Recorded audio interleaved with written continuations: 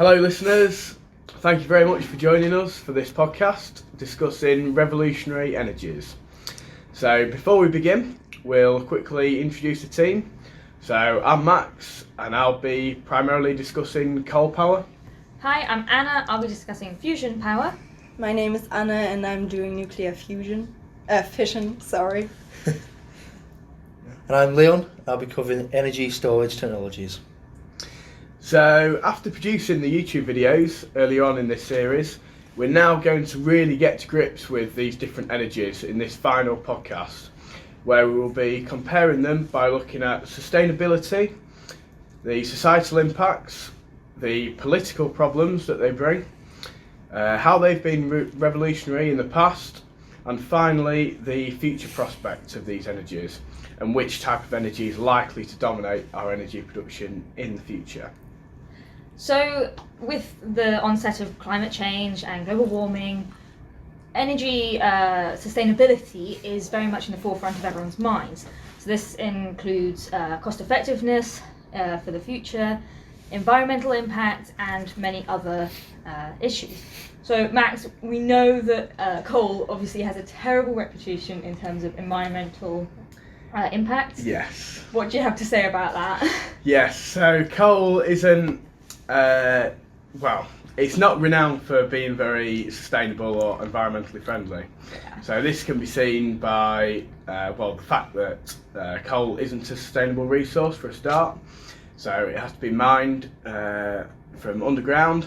So this also has many different environmental impacts, such as destroying habitats on the surface level, and also the rock waste produced is very soluble and it can pollute rivers and produce all sorts of chemical products such as sulfuric acid, which is very damaging to marine life in these rivers.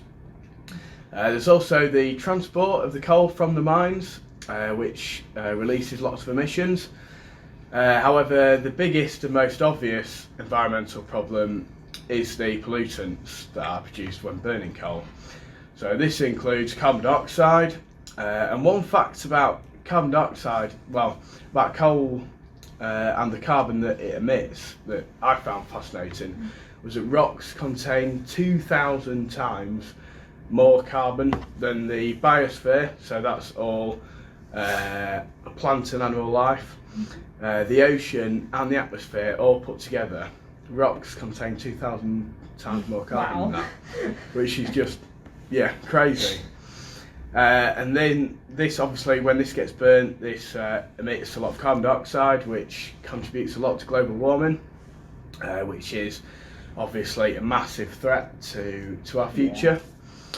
So aside from carbon dioxide, there's also sulfur dioxide, which causes acid rain, which has lots of environmental impacts and also impacts on buildings eroding and various other things. There's nitrous oxides that are released as well, so they cause all sorts of respiratory problems and are very damaging to people's health. And there's also smog as well that's released, the particulate matter, which is again very bad for respiratory problems. So yes, all in all, coal power isn't the most sustainable or environmentally friendly on the whole. You know, you said there's like 2,000 times more carbon held in rocks than in everything else combined. Yeah. Is that all rocks, or just coal? So that is all rocks. However, coal I think it's made up of 84% carbon on average. So that's obviously a huge amount of carbon in that coal, and when that gets burnt, it gets released into the atmosphere as carbon dioxide, or other pollutants like carbon monoxide, or even just carbon as smog. All stuff that's not good. Yeah, all stuff that's not good. Yeah. Yeah, I mean, in terms of greenhouse gas emissions, nuclear fusion is definitely favorable. There's still a bit of CO2 emitted in the fuel mining process, but the question with nuclear fusion is if we want to make it sustainable or want to use it as a sustainable form of energy production, is whether it's actually cost effective apart from the radioactive waste problem and can compete with renewables, for example. because if you look at the levelized cost of electricity, it is competitive. That one factors in the cost to operate and build the plant. However, I've seen environmental organizations criticize that the operators are not too transparent with their building costs. Not to mention there's the huge financial risk in the case of a major accident, although they are pretty rare, but the risk is obviously not zero, and the cost for that is then always covered by the governments or like the taxpayer. So yeah, that's a bit of a problem. And other than that, it would probably be a good idea to invest into the grid, because then it can work together with renewable energy, and you can try and counterweigh the fluctuations by, for example, using nuclear energy providers as a middleman from trading the renewable energies from different regions. Another possibility would be load following power plants, so that the power plants can adjust to the energy demand. Right now they're not too flexible with that, but there's the promise that Gen 4 power plants might do a bit better on that, or a lot better on that actually, so that's promising, Yeah. So are you saying that with using nuclear power and a wider grid, we could send energy between different countries? Yeah, if there's political operation, obviously, but the European Union is working on, I think, an extended grid, or well, I mean, there is already trade between, for example, Germany, France, and Spain. If Spain has an overproduction of solar energy, and Germany needs some energy, then France can buy some solar energy and sell nuclear energy to Germany. I know we get a lot of our, when we don't produce enough energy, we get a lot of nuclear energy sent from France through the Belgium interconnector. Is there a way to store excess energy made so that we can kind of use that in the future? Yeah, So Leon's topic. Discussed a lot with energy storage is that when we overproduce with solar and wind power, or even if we overproduced with nuclear power because it's so cheap and efficient once it's up and running, we could store this excess energy using gravitational potential energy or chemical energy in batteries. They're the two main things I can think of. Yeah. So you either store it mechanically, gravitational potential energy by pumping water into a higher reservoir, run it back down through turbines, or you can use it in batteries or with big blocks that have been dropped down mines. There's multiple different ways of doing it. But going on to the sustainability aspect of energy storage technologies, it's quite hard to discuss it since there's so many different types of energy storage. So if you were discussing purely lithium-ion batteries, let's say, you could say it's not sustainable because we don't know how to recycle these batteries yet. There's really bad lithium mines and cobalt mines. Cobalt a finite material, but we don't know in the future with research whether this will change. And lithium-ion batteries are not the only way of storing electricity. So there's multiple different ways, and they all have their own issues, like they require mining or the destruction of habitats, with the case of the hydro pump. What would you say is currently the most sustainable form of energy storage? I mean, hydro pumps, there you have the problem with the habitat destruction, I guess. And lithium-ion maybe the recycling problem. I would say currently, I would vote currently for the hydro pump, but not everywhere can build a hydro pump. You need hills and unpermeable rocks. Yeah. That's the word. Yeah. Some rocks just let water seep through them, so you obviously can't. Oh, cool. Yeah. Yeah. Makes sense. Yeah, so a country like Switzerland would be a lot better suited to that than, say, the UK. Yeah, Switzerland's got loads. Yeah. And most of the UK's hydro pumps are in the Highlands, Scotland. So Okay. that's why I think the gravity-based energy storages, if they work, which there's a lot of issues with them that we could get into, they'd be very useful. And so would the Redox flow battery. Oh yeah. That can be used to very cheaply store huge amounts of energy. Because if you watch the video, it's the electricity stored in these electrolyte tanks, and they're separate from the battery. Okay. So if you have a lithium-ion battery, the anodes store the electricity. If you need more capacity, you need to build more anodes, and you need to use more battery stacks. But with the Redox flow battery, you can just expand the amount of liquid electrolyte. Right. And so Right. that's really easy to store, I guess, and then you can kind of keep it for longer. Can you? I misspoke with electrolyte. It's anolyte and catholyte. So if you separate, you can separate these charged tanks full of charged liquid. So if you need more storage, you can keep the same stack and put a new tank on there, and it charges up that tank. And there's also some cool science with the potential of using this charged liquid to pump up vehicles and cars. So Right. you could, using a very similar infrastructure to petrol and diesel, pump up a car with this electrolyte and then have an electric car. And there's currently a concept car that's doing that, but it's got quite a short range at the moment. Right. So a lot of these technologies are too future tech to really come to a conclusion on right now. Yeah, I mean, obviously with fusion, we don't have it yet, so it's very hard to say how sustainable it will be. But we do know that you need much less fuel than pretty much any other energy generation currently known to create the same amount of energy, and therefore there's a lot less mining involved. Plus also the fuels come from seawater, so again there's less environmental destruction. One of the issues though is that these reactors require very, very specialist components. So the electromagnets require rare earth metals, and obviously these have to be mined from somewhere, and that requires environmental destruction, unfortunately.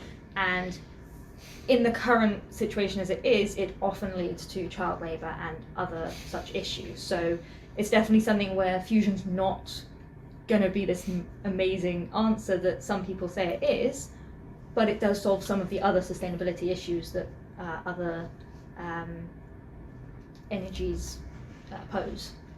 For example, radioactive waste, right? Yeah, so we've got a lot less radioactive waste from fusion, and a lot of the radioactive materials created during the process are actually reused in the reaction. So the tritium bred in the lithium blanket, that breeding of the tritium creates heat, so that's how we get the power out of the plant, but then it also creates something that goes back in. Now, not all of the fuel can go back in, so there is some waste, but it's like the half-life is less than 100 years, which is lots better than for fission, isn't it? Yeah, that's right. That's probably the biggest problem when it comes to the sustainability of nuclear fission, is finding decent final repositories. And there's this case in Germany where they tried to store it in salt domes because the salt environment was believed to be one of the driest because it blocks water flow. So that's ideal for not getting the waste in the environment. But then the problem was that the seismic activity in the surrounding rock was basically fracturing the salt dome, so water could come in and turn into brine and corroded the containers. So radioactive waste was leaked into the environment essentially. That's not good, is it? Yeah, and it was quite a bit of a scandal. It was basically a prototype for the kind of final repositories they wanted to build in Germany. But yeah, there was the scandal with how they treated the waste. So the containers were just thrown in, so they damaged upon impact at some point. And yeah, the humidity problem was known from the start, actually, but it was just hugely underestimated or ignored. What do they mean by the humidity problem? Like the problem of water, like the mines of it, this is a former salt mine, and it was closed because there was danger of some of the shafts collapsing. Because of this pressure from outwards. So why did they put them in? Yeah, that's the question. It's quite disheartening. how recklessly this was treated and how apparently little care was put into researching this Finnen repository. When was this done? It started in the, I think, pretty early on. It was done for low level and intermediate level waste, mostly low level. So no spent fuel or something. But yeah, it started, I think, pretty early in like the 60s, 70s, 80s. Okay. But So, yeah, there's a lot of, I think in the early 2000s they basically wanted to close it down. It was already clear there was a bit of a fail. I think then they thought about flooding it. And basically trying to contain the radioactive water, or like making like safe channels for the water or something, that the radioactive water would leak into the environment. But that was discarded, and the research institute that was in charge then had to give up this project, and now the government is in charge of trying to retrieve the waste. I imagine it didn't really go down too well with the German kind of people. As such. And now this kind of this specific one has been declared pretty much a fail, and there's a similar one that's also now been dismissed, and they're now looking into different solutions rather than the salt dome. Okay, so I suppose it's been a huge learning curve for the whole industry then. It's been sort of an example of what not to do. And it doesn't do very well for the reputation of nuclear fission and the industry surrounding it. So you do have these problems with how do you tell the population that this could be good, could be useful, which I think leads quite nicely in societal problems that you can have with a lot of the energy problems. Nuclear energy storage and renewables are a lot more. That kind of topic is a lot more popular there's a lot more more support hopeful. for renewable energy than probably most of the energy technologies. Yeah, definitely. Yeah. I'd say. That links very well with energy storage, obviously. I think nuclear fission gets a bad rep due to a few disasters that have happened, and But they're so disastrous that it's like, when do it people goes want to wrong, risk it? really, I really guess. goes wrong. Yeah. I guess we have these new technologies of like the Gen 4 reactors and the Gen 3 reactors that have a lot more passive safety measures. Yeah. So, Are how many there- of those small modular reactors? So if they blow up, it's still really bad. Yeah. The likelihood of them blowing up is very small, and if they do, it's not as bad because it's. Are there And many- even with the Gen 2 power plants, I think, in Germany they've all been closed, but Germany's leaving the nuclear fission entirely. So, but they've been closed pretty early, right after Fukushima, I think. But even with those, it was a relatively low risk. But even with a low risk, occasionally you do have the slip. Yeah. Are there any known safety issues with current energy storage technologies? I don't know if there's enough research into that, really. There's a lot of issues actually. So we have lithium-ion batteries. You've probably all seen phone explosions and car explosions. Yeah. So when we have a few huge grid farms, lithium-ion battery grid farms. I think there's one in California, there's one in Australia getting planned. So if there's a battery fire there, you can't put it out with water. Oh. So if you have a battery fire with these huge installations, and people working nearby, it can be very dangerous. And these batteries produce a lot of toxic gases, Yeah. a lot worse than what coal would produce when it's burned. This stuff you breathe in and you die. That's how bad it is. Yeah. And it's just it's the chemical methods, because you have safety issues with the redox flow battery as well. Right. With some of the designs, to be honest, some of them are fine. But currently the main technology is an all vanadium redox flow battery, and vanadium is also highly toxic if it gets released to humans. Yeah. Yeah. Yeah. I guess you could also name hydro pumps as well, because if the Hoover Dam bursts. Of course, yeah. Yeah. Yeah, that would cause some issues. Yeah. Yeah. But I guess the likelihood is lower And if it goes extremely badly, it can't go as bad as if nuclear will go. Yeah, Nuclear fission I guess also goes you extremely get badly. more warning. Like if a dam is going to burst, you probably know in advance. Whereas Yeah. for Fukushima, for example, like it was hard to predict that, given that it was in part caused by natural. Yeah, although luckily the core meltdown was quite a bit slower than, for example, in Chernobyl. Yeah, I Yeah, think yeah. Chernobyl is the main reason that people don't like, Yeah. because they know that if it didn't go as well after it had blown up, they could have killed like hundreds of millions in Europe, like decimated landscapes. Like the amount of damage that Chernobyl could have caused, I think, scares a lot of people. Yeah. Yeah. I think this is one thing. So obviously, fusion gets like this within the people who know about it and like it. Obviously, fusion is kind of seen as this amazing thing that will save us from fission, because the reactors, pretty much the way they work, they can't blow up in the same way as a fission reactor can. But you know, there's still The issue with the unethical practices? yeah, Is that what there's unethical practices potentially in there, and if we can't manage to get lithium out of seawater, which is the way we get, so you can brew tritium from the lithium in order to use in the reactor and to put in the lithium blanket in the reactor itself. If we can't get that from seawater, then there'll be countries who have like a monopoly over who can do fusion, basically, which obviously is a problem with a lot of energies at the moment, but it's something that, as we go into the future, probably needs to be thought about, because that, like, if some countries have energy and others don't, that's where you suddenly get issues and differences between societies. I mean, coal has shown that, hasn't it? Yes, it has.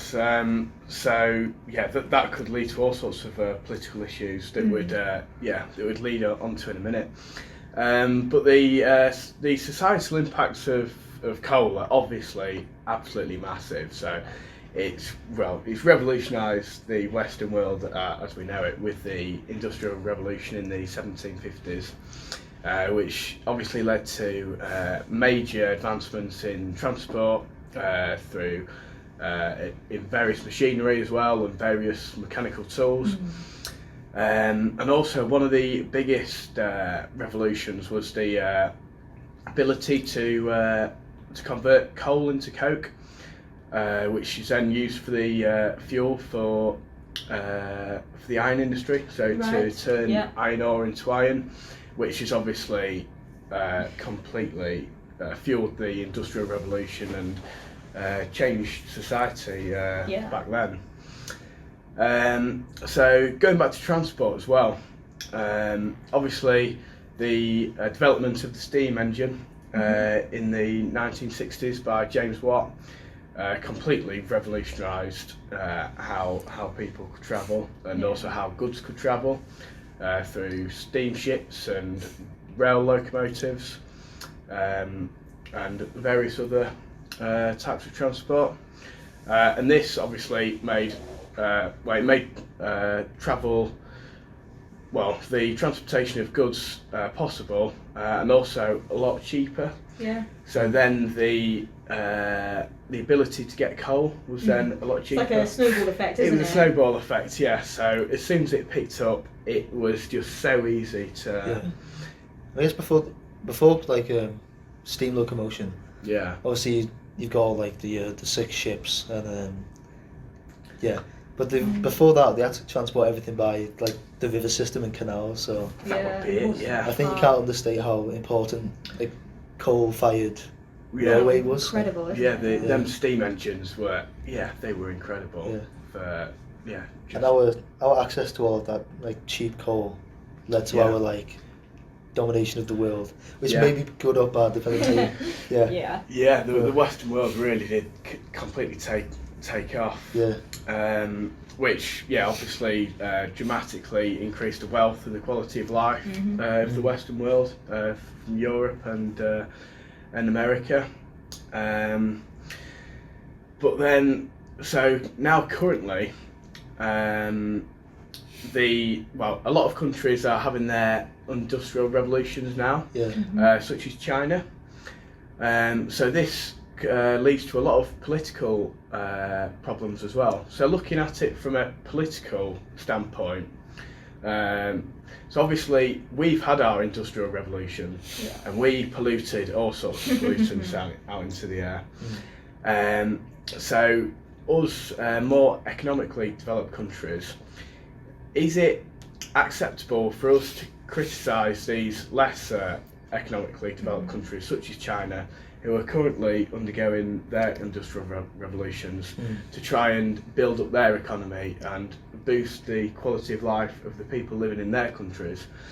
Is it right for us to criticise them for that, even if they are producing lots of pollutants and being a massive contributor to global warming? Yeah, especially when other sources are so expensive compared to coal, aren't they? That's it. Yeah, it's put them miles behind us, and it's a massive. We're already developed now. We've developed. China gets a lot of stick for how much carbon dioxide it produces. Yes. Well, to be fair, they also have a large population. Yeah, it's exactly. a massive country compared to like UK. The amount or they something. produce per capita is lower than ours, and it's lower than the USA's. And they're probably putting more research into like next gen nuclear fission and renewable they energy do have than a lot anyone of else. other energy production methods, I think, just not to the same extent. Yeah. So. Cool. Yeah, I know. At the moment, they've got over 1,000 coal power stations still active, and they're still building more as well. So their reliance upon coal, it hasn't ended yet, just because of how big it is and how much energy it needs, and how relatively cheap coal is in comparison to the others. So it really does ask the question of, is it right for us to criticise them for doing so, even if it is going to cause the world's massive problems environmentally due to global warming over the next few years? I guess you could argue as well, if you look at like how much pollution and like environmental damage is done by people, as soon as they get over as soon as you get the poorest in the world above a wealth level where they're no longer worried about what they're going to eat and what the kids are going to eat, they suddenly care a lot more about their environment that they're in. Yes. Like if you're starving to death, you don't care about like destroying a forest to like stay warm. No. And more than that, you can then actually put effort into researching future technologies to help that's a good point. solve the problems of the past as well. Yeah. Like if you actually get everyone to a level, then you're not wasting brilliant minds who are just unable to get anywhere in the world. Imagine all the really poor people. Like there must be billions in Asia and Africa that could have like the potential to be a genius, but because they're so worried about it's just survival, they can't add their brain power to like. Yeah, and I think that's why China still are building so many coal power stations to try and get them up to an economic level where they are comparable to the Western world, and then give them the same opportunities and give their population the same quality of life that we live today.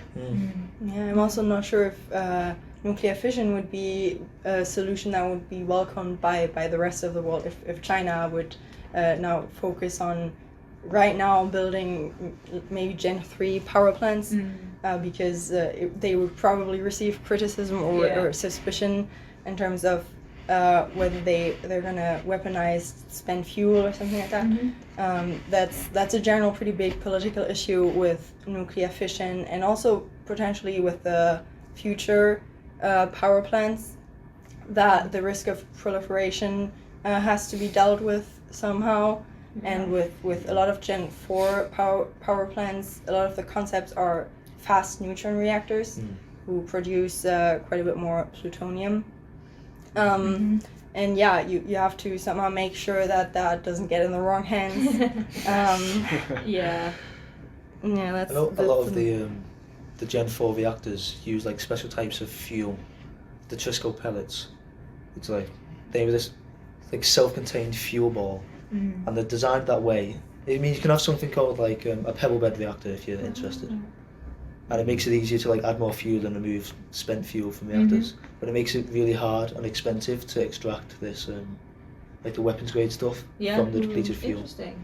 and then if you run that through the fast neutron reactors, Mm. which I think are very useful, or very not useful but interesting, because of their ability to use unenriched uranium and depleted fuel rods. Like Right. they are able to generate electricity with the antacid products, anticides.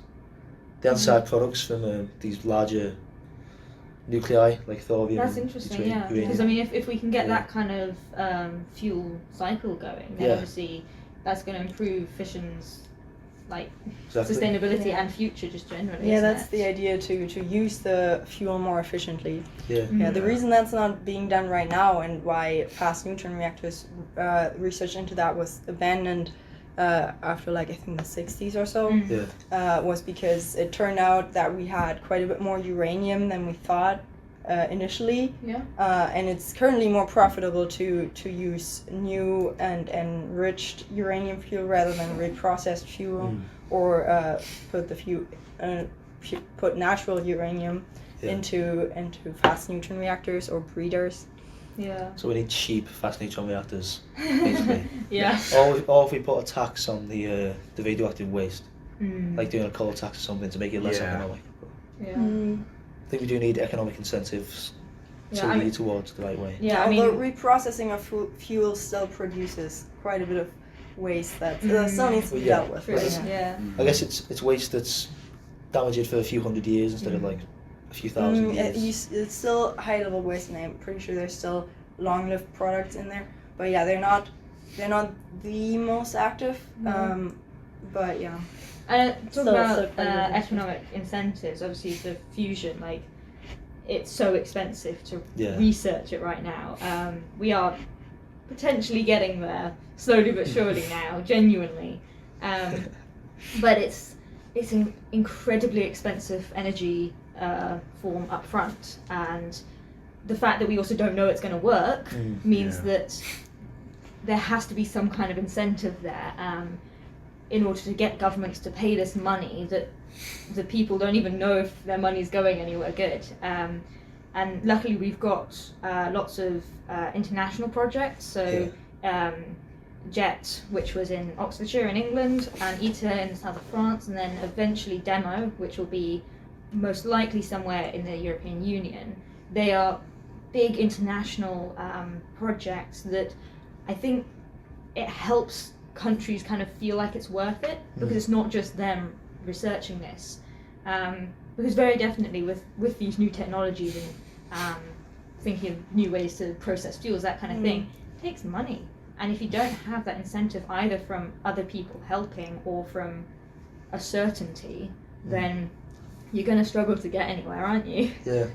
I think the exciting developments in the field of fusion, all these like the private enterprises coming up. Yeah, is, they're really interesting. yeah, Like all the different spherical styles. tokamaks, yeah. Spherical Because if tokamaks. the private companies putting their own like money in, Mm. they must see a future there. Yeah, and there's a lot of companies trying small-scale fusion reactors as well, and there's enough of them, and they seem kind of they're not doing badly for themselves. So there must be something in the science there that's kind of making it worth the money. Yeah. I guess, yeah, Yeah. which is really exciting. My only worry with fusion is that it will take us that long to get it, that we've Of already course. killed ourselves before Yeah. we get it. That is the classic. Yeah. It's always 30 years away. Yeah. And now we've got demo in the kind of sight line. We might be getting there. So JET's just had a record-breaking experiment that, although it didn't make more energy than it put in, it proved the concept for ITER.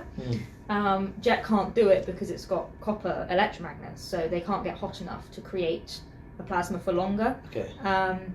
But with the better magnets in ITER, they can. Oh, with the superconducting. Yeah, superconducting magnets, and that means that they'll actually be able to prove the concept of getting more energy, which hopefully will get even more incentive to work fast and get this out, because it could be revolutionary if we get it, but if we get we've it, got to see. I think if we do get it, it's fair to say it would definitely be revolutionary. If we could have like a cheap energy that like no Especially if we can get it emissions. from all from the seawater. If Yeah, we can yeah. get lithium out of that, like, then it really would be quite exciting. Yeah. That would be it. It would solve all the world's energy problems. Yeah. Ideally. Yeah, but it's just that question, isn't it? If we can get it to work, Yep. are we going to get it to work in time Yeah. before we hit the? So the world at the so the world's agreed to a 2 degree Celsius limit of temperature increase, and we're already at 1.1 degrees. Yeah, we know. So we haven't got much left. So what do you Yeah. think is going to be like? So if we're thinking we're worried about the near term future, like Yeah. if fusion's not going to be there by like 2050 or something, what do we think it's going to be until then? Renewables, I would hope. I think renewables in combination with nuclear fusion, with well capable energy grids, and also I think speaking on coming back to international collaboration, you also need that with it would be good for radioactive waste probably, because there's some countries who don't have enough waste to make it really worthwhile for them to make these process them or build a final repository. Then there's also the issue of proliferation, and that could be restricted if fuel processing plants were in the hands of multinational endeavors rather than single nation endeavors, so that everyone can control each other and no one, you don't have to be concerned about someone doing some sketchy research in the corner and preparing for World War III.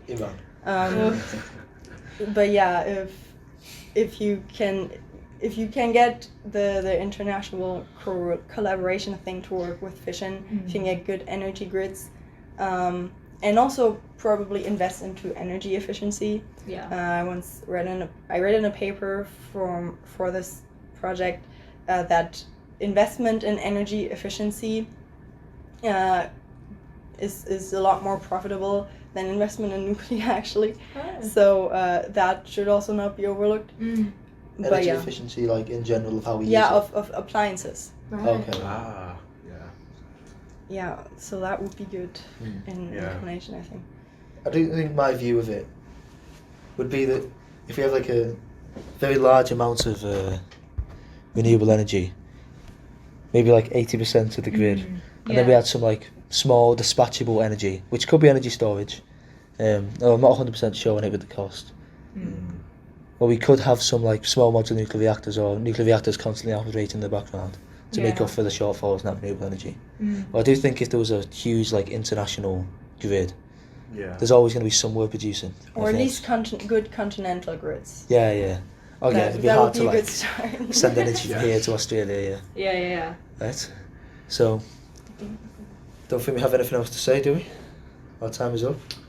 Wait, is there a future for coal? Did we address that? Well, coal. So coal is being phased out in the Western world, with the UK promising to be carbon neutral by 2050. So it currently only has 2 coal power plants left.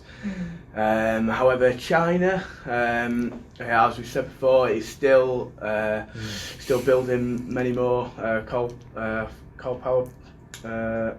plants. However, these new power plants that China are building, they have a new carbon capture and storage technologies fitted to them. And these look really promising, actually. So there are various different technologies that can capture carbon, such as integrated gasification combined cycles, which essentially turns a coal into syngas, which then allows the carbon dioxide to be able to be captured very, very easily, basically, before it's released into the atmosphere.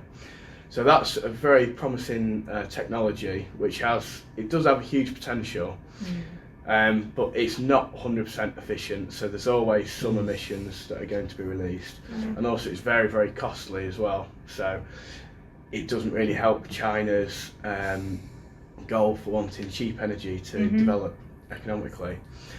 So the future for coal is limited, I believe. I think that seems like it's going to be the best case scenario, isn't it? Unfortunately for coal. Yes, for the world, I think it's a good thing. Yeah.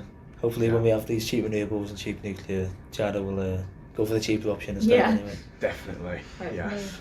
Definitely. So, thank you for listening. That was our kind of discussion on revolutionary energies and kind of seeing which one might win out in the future.